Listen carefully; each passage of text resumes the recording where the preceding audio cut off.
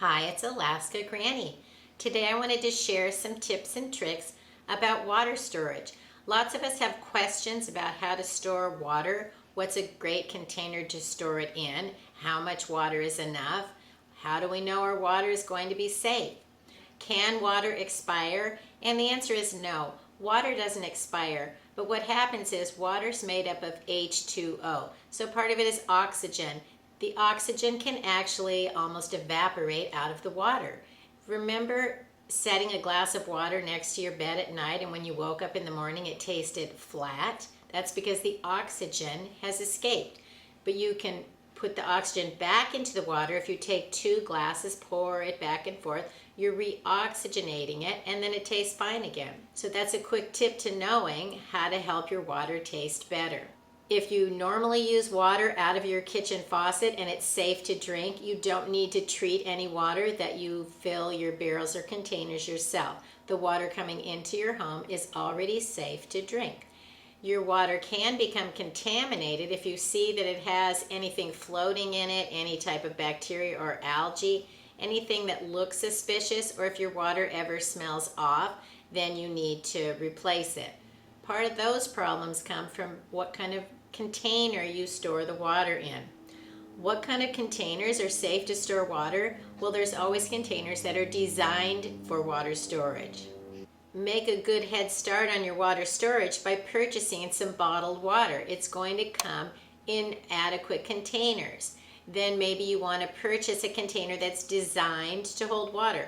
Food grade type containers that are designed for storing liquids. They generally come in 2-gallon, 3-gallon, 4-gallon, 5, 6-gallon, all the way up to water barrels that could be from 15 to 35 to 50-gallon barrels.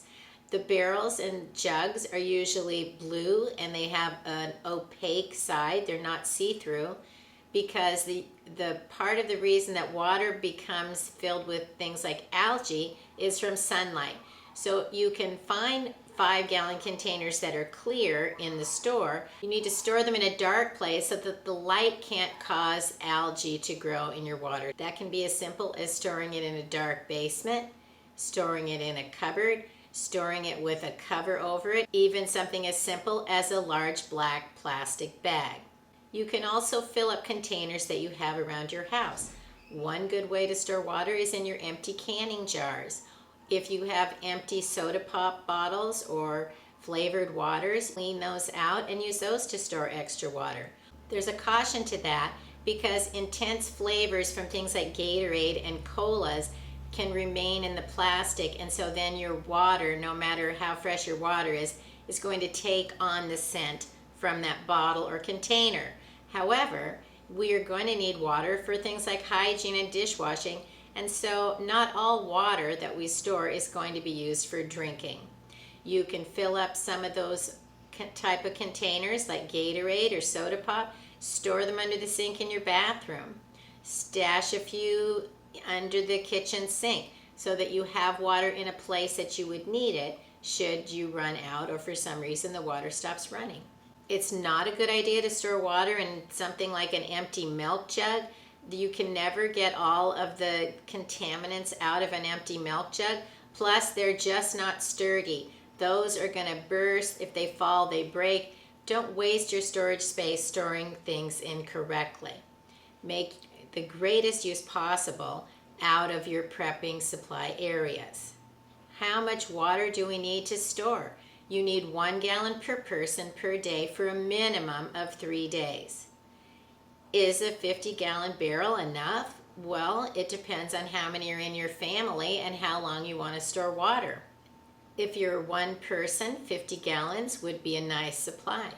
The more people in your family and the longer period of time you want to have that water cover your emergency is how you decide if you have enough. Store water in various size containers. 1 gallon of water weighs more than 8 pounds. A 50-gallon barrel is not going to be movable. Have some water that's in grab-and-go size containers that you are able to pick up and take with you or move to a location that you need it, even if it's just from your basement to your kitchen, so that you have the water where you need it.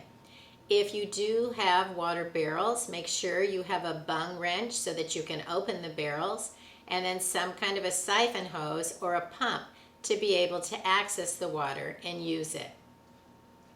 Water barrels need to be set in a very level location, and don't set it on something like a cement floor in your garage. Put down even cardboard boxes or a couple of 2x4s or a pallet of wood, something to keep it up off of the cement, because chemicals from in your cement or your concrete can actually leach through the plastic bottles, and we don't want to risk contaminating foods and supplies that we need.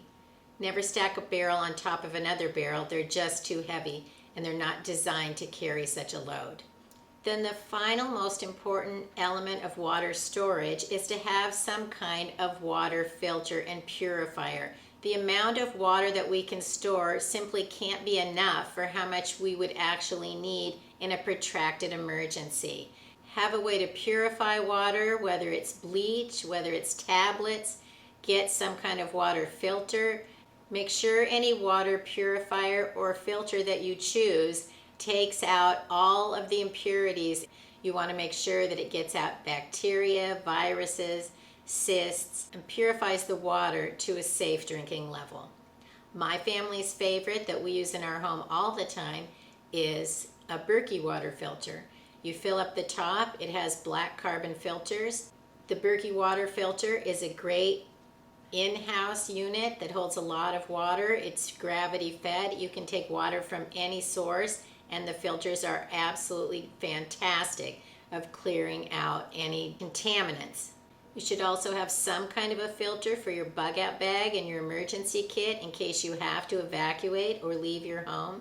Have something that's handheld, something you can pump, something that's gravity fed, that's a small enough size that you can carry it with you and utilize it. Water is really the most important prep that we need to provide for ourselves and our family. Every single emergency that we'll ever encounter, we need fresh drinking water.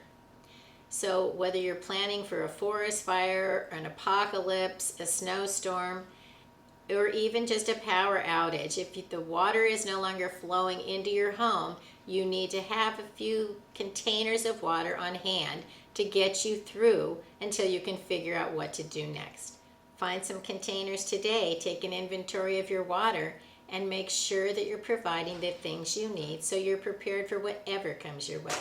Learn more at alaskagranny.com. Please subscribe to the Alaska Granny channel.